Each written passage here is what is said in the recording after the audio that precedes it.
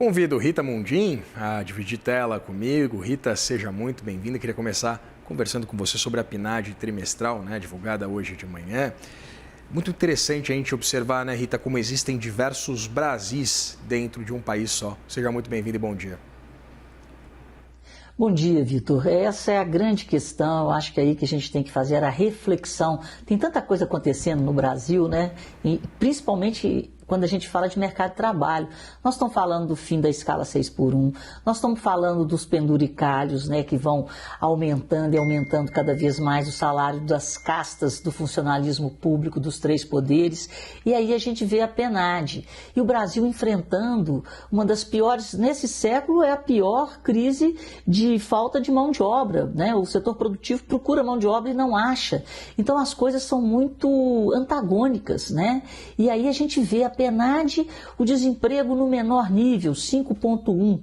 Nós estamos falando do desemprego do quarto trimestre, de 2025, e em 2025, na média, no ano, 5,6. Houve uma queda de 1 ponto percentual em relação a 2024, quando a taxa de desemprego ficou em 6,6. Em relação ao último trimestre do ano, houve uma queda de 1,1. Nós tivemos 5,1 contra 6,2 lá em 2024. Mas por que eu estou falando tudo isso? Porque a gente fica meio zonzo, meio tonto. E quem está nos ouvindo aí, e eu acho que isso aí para a campanha eleitoral vai ser um negócio. A manchete do próprio IBGE. 20 das 27 unidades da federação registraram a menor taxa desde que a pesquisa começou a ser apurada em 2012. Mas veja bem, você pega a Bahia, que foi uma das piores taxas de desemprego do ano passado, 8,7. E mesmo assim, na Bahia, houve, com essa taxa de 8,7, foi a menor taxa de desemprego desse tempo todo, desde 2012. Então, o que a gente vê quando a gente olha para os estados do Norte e do Nordeste é um excesso de benefícios sociais que aumentam a informalidade. Então, são dados que eu peguei, por exemplo, o maior nível de informalidade foi no Maranhão, 58,7% da população economicamente ativa opera na informalidade, para uma média brasileira de 38,1%. Na mesma Bahia, essa informalidade é de 52,8% e no Pará 58,5%. Voltando aí à questão do auxílio, do benefício e como que ele impacta essa falta de produtividade e essa falta de mão de obra. Lá no Maranhão, para cada 2 pessoas recebendo auxílio, tem uma trabalhando. Então, o Brasil tem que repensar muito a educação para que haja um trabalhador de qualidade em pleno século XXI, onde nós vivemos a era do conhecimento e nós não temos produtividade. Então, onde a produtividade é maior, os estados do Sul, do Sudeste, onde o agro entrou, principalmente Mato Grosso do Sul, nós temos Santa Catarina, o Brasil deveria ser Santa Catarina, são as melhores taxas, mas a gente devia ter as taxas de Santa Catarina com o salário de Brasília. Aí vem outra incongruência, o maior salário médio é de Brasília, 6.320. E o que Brasília faz para o PIB brasileiro? Enquanto em São Paulo, que responde por 30% do PIB brasileiro, o salário médio é de 4.190. Então vamos, gente, o Brasil precisa de reformar a sua cultura, reformar o governo, fazer uma reforma política capaz de traduzir em políticas públicas toda essa montanha de dinheiro que a gente paga em impostos. Então, quando a gente olha para os números do emprego, para os números do PIB, a gente vê muita falta de produtividade e uma mão de obra desqualificada. Então, nós temos sim que fazer muita coisa e não podemos comemorar, porque deixei para o final a pergunta que pouca gente sabe. Qual é o grande problema atrás dessa taxa maravilhosa de desemprego que vai estar com certeza nas campanhas eleitorais? É a menor taxa de desemprego. 20 das 27 unidades estão com a menor taxa de desemprego. Mas o que está por trás disso? Quando o IBGE vai a campo, vai fazer a pesquisa dele, a pergunta é: você está procurando emprego? Se a resposta é não, você não está desempregado. E não é bem isso que acontece, porque nós temos hoje, por baixo, 56 milhões de brasileiros recebendo algum tipo de auxílio. Então, muitas vezes, ele não está procurando emprego, então ele não está desempregado. Então, o número grosso é o seguinte: a população economicamente ativa no Brasil são 108 milhões de brasileiros, para uma população de 212, 213. Desses 108 milhões de brasileiros, você tem praticamente apenas 5 milhões de desempregados. Esse é o retrato do Brasil. E essa não é a verdade, a realidade. Nós precisamos de mão de obra qualificada, precisamos de aumentar a produtividade, não podemos mudar essa escala sem pensar direitinho no que vai acontecer com vários setores.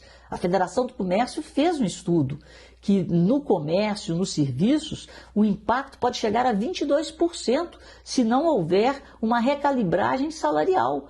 Então, qual atividade que consegue aumentar seu custo em 22% e continuar funcionando num país onde as margens já são extremamente exprimidas, onde a taxa de juros é uma das maiores do mundo, onde a carga tributária é a maior da América Latina? Então, está tudo errado. Os números parecem lindos, mas a realidade está distante dos números que nós estamos analisando aqui. Sonava, né, Rita, esses vencimentos médios em Brasília, quase que a gente teve um incremento dessa média de salários por lá. Mas isso é outro assunto. Tentaram. O penduricalho. Tentaram. Então vamos falar sobre os Estados Unidos, né? Hoje a gente teve a publicação do PIB, né, anualizado em 1,4% no último trimestre do ano passado, muito aquém das expectativas do mercado, previam ali um crescimento em torno de 3%, e também muito aquém daquele crescimento observado no terceiro TRI, que foi de 4,4%. O que aconteceu? Como é que a economia norte-americana desacelerou de uma forma tão expressiva? O shutdown, foi a resposta do Trump. Então, o shutdown, segundo Trump, abre aspas, o shutdown dos democratas tirou 2 pontos do PIB. Essa foi a fala do Trump. Realmente, o shutdown impactou o PIB do último trimestre dos Estados Unidos e foi o principal responsável por essa desaceleração. Porque quando você olha o mercado de trabalho americano, ele está resiliente, ele está bem. Mas realmente o shutdown, que foi aquele fechamento parcial e quase total das instituições públicas, realmente trouxe e fez a diferença no PIB. E é por isso que o Trump aproveitou a divulgação do PIB para falar o quê? Adivinha, Vitor? Vamos cortar os juros. Só que hoje nós tivemos também o PCE, E aí o PCE veio em linha com as expectativas. Subiu 0,4, esperava-se 0,3, e o PCE, o índice de inflação, que ele abrange mais os gastos dos americanos e é o preferido do Banco Central dos Estados Unidos para fazer a sua tomada de decisão em relação à política monetária, ou seja, ao nível dos juros. Então, esse PCE em linha, com uma inflação aí em 2,9 anualizada e uma inflação de 0,4 em dezembro, aponta que eles não vão cortar os juros agora. Então, as apostas majoritárias continuam para um corte de juros nos Estados Unidos em junho. Pois é, Rita, eu queria continuar falando exatamente sobre essas perspectivas, envolvendo o início ou a retomada de um ciclo de cortes lá nos Estados Unidos.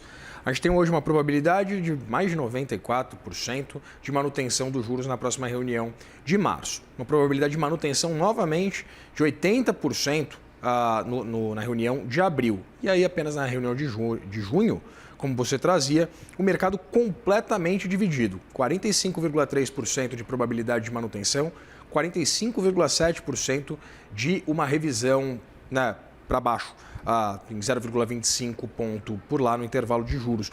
Eu queria entender, a partir também dessa mudança do comando do Fed, a gente sabe que Kevin Warsh assume depois do fim do mandato de Jerome Powell em maio. A gente pode esperar em maio, a gente pode esperar alguma guinada na condução da política monetária? Essa perspectiva de cortes, ela teria correlação com a mudança do comando do Fed? É o sonho do Trump, mas o Kevin, ele é muito benquisto, ele há anos no Banco Central e ele está querendo trazer outras inovações. Vamos ver qual que é o pacote que ele vai trazer para que se efetive, sim, esse corte de juros até mais agressivo, como quer o Trump.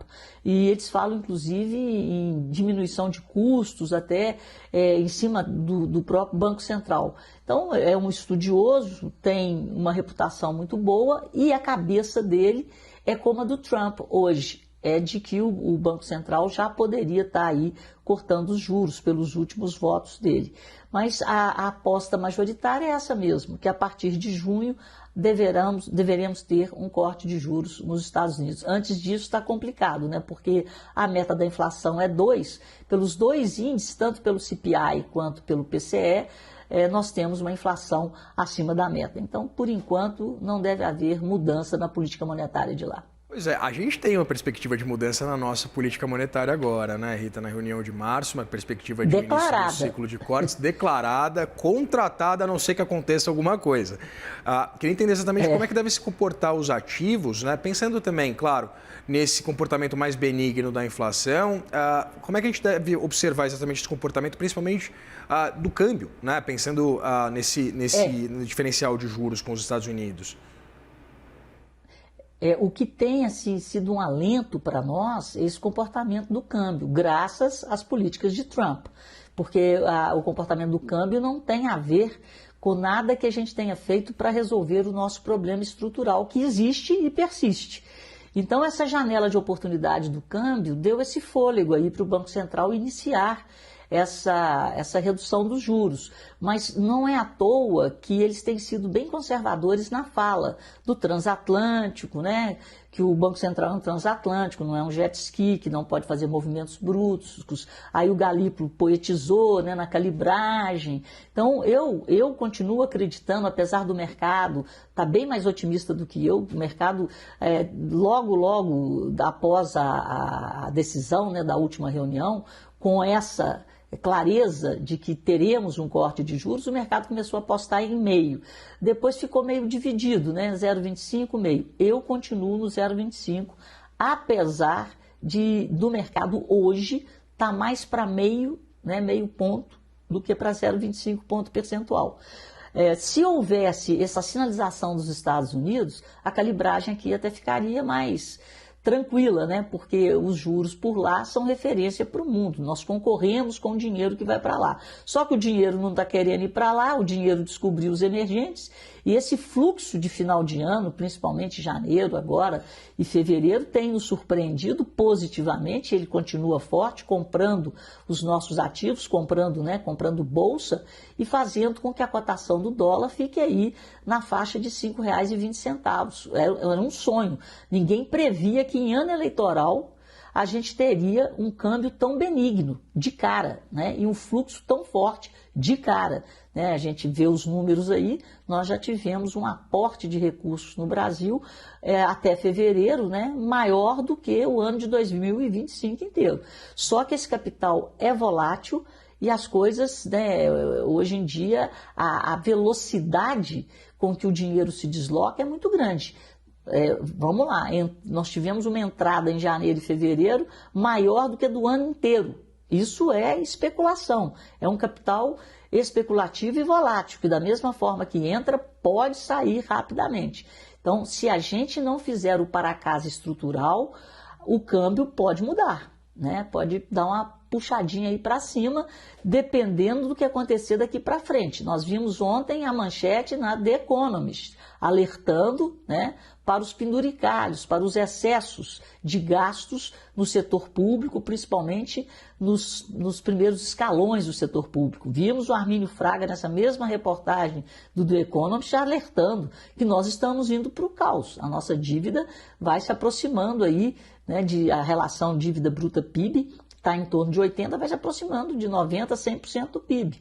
Então, é preciso fazer alguma coisa para que o Brasil tenha, sim, um crescimento sustentável e para que as relações, né, de troca do dólar e o real sejam estáveis, não por fluxo de terceiros, mas estáveis pela qualidade do nosso país.